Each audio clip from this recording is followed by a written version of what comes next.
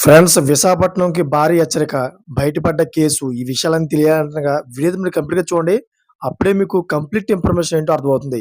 అదే విధంగా చాలామంది వీడియో చూస్తున్నారు గానీ లేఖను కామెంట్ చేయట్లేదు. దయచేసి లేఖను కామెంట్ చేయండి. లేఖను కామెంట్ చేయడం వల్ల ఈ ఇన్ఫర్మేషన్ అంతా మనం చాలా మందికి తెలియజేసేవాళ్ళం అవుతాం. అదే విధంగా చాలామంది సబ్స్క్రైబ్ చేసుకోవడం మాత్రం మర్చిపోతున్నారు. దయచేసి సబ్స్క్రైబ్ చేసుకోండి. సబ్స్క్రైబ్ చేసుకోవడం వల్ల నేను చేసే ప్రతి ఒక్క అప్డేట్ మీరు ముందుగానే పొందగలుగుతారు. ఫ్రెండ్స్ విశాఖపట్నంలో కరోనా వైరస్ పాజిటివ్ కేసు నమోదైంది. మద్దిలపాలెం యూపీహెచ్‌సి పిఠాపురం కాలనీకి చెందిన ఓ వివాహితకు కరోనా పాజిటివ్‌గా నిర్ధారణ అయింది.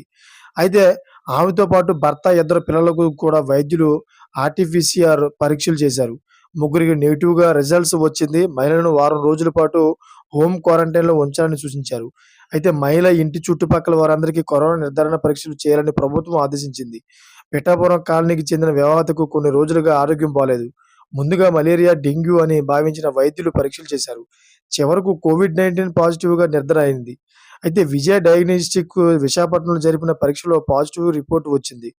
అయితే బాధితురాలు కోలుకుంది. ఈ సాయంత్రానికి ఆసుపత్రి నుంచి డిశ్చార్జ్ చేసి వారం రోజుల పాటు హోమ్ ఐసోలేషన్‌లో ఉంచాల్సిందిగా డాక్టర్లు సూచించారు.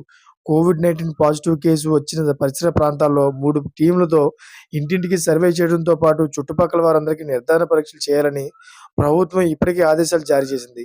చూసారా ఫ్రెండ్స్? లేటెస్ట్ అప్డేట్స్ కోసం ఛానెల్ సబ్స్క్రైబ్ చేసుకోండి. Thanks for watching friends.